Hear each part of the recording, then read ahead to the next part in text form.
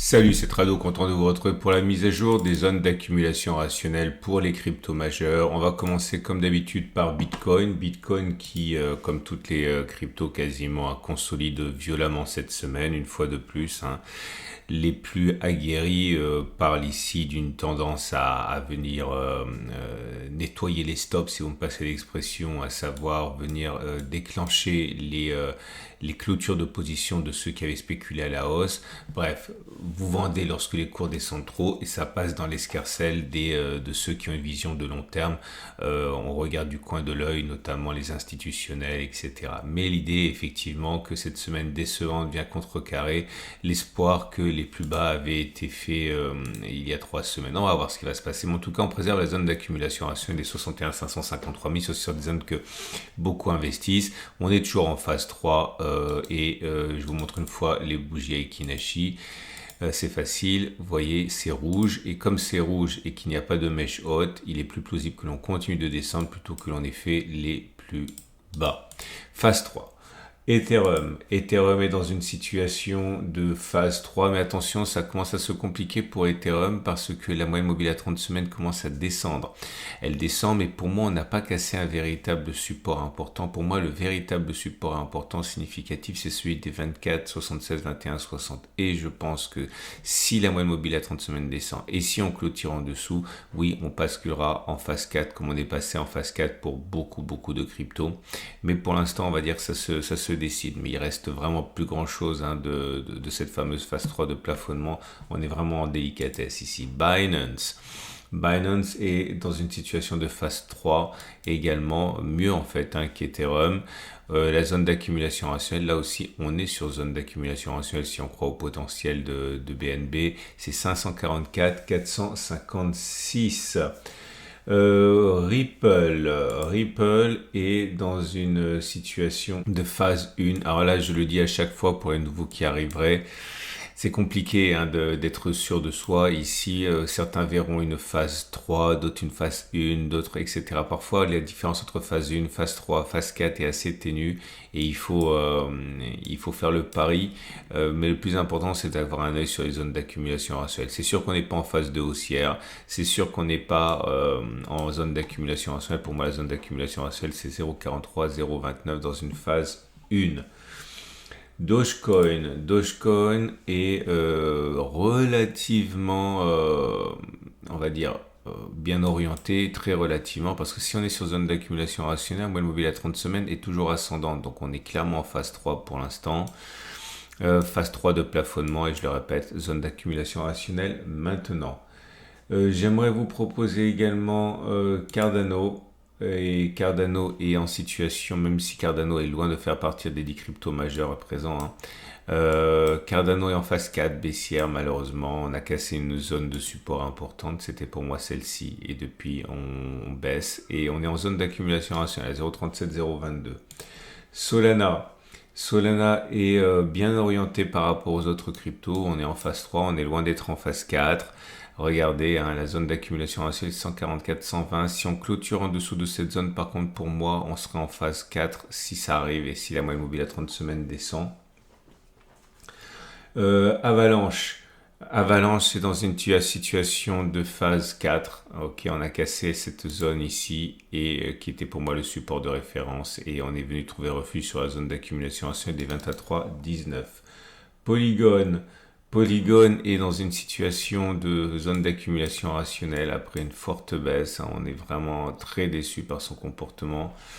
Il y avait de l'espoir. Là, pour l'instant, il va falloir attendre. 0,54, 0,32, prochaine zone d'accumulation rationnelle. Polkadot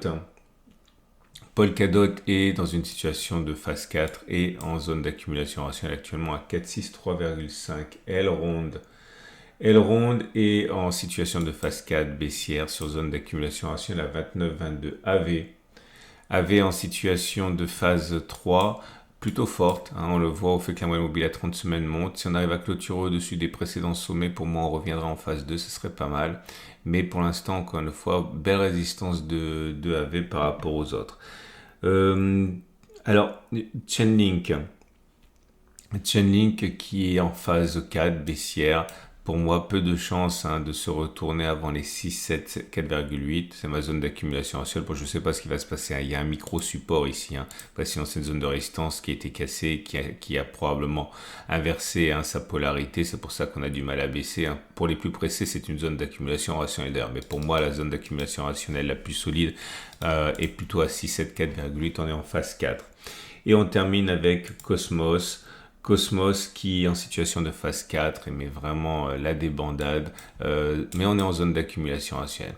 Alors j'aimerais revenir sur ce que j'ai dit la dernière fois, je suis vraiment désolé, je vous avais dit que j'allais me concentrer sur les 7-8 grosses cryptos et vous demander votre avis. Malheureusement, après vous avoir invité à vous prononcer sur des cryptos que vous voudriez, je suis arrivé à un problème. Alors, majoritairement, vous m'avez demandé de remettre Chainlink et AV, donc ça c'est fait. Mais par contre, les autres cryptos que vous m'avez demandé, je les ai pas sur ma plateforme et elles sont tellement petites entre guillemets qu'elles n'y figurent pas encore, donc je peux pas vous faire plaisir par rapport à ça.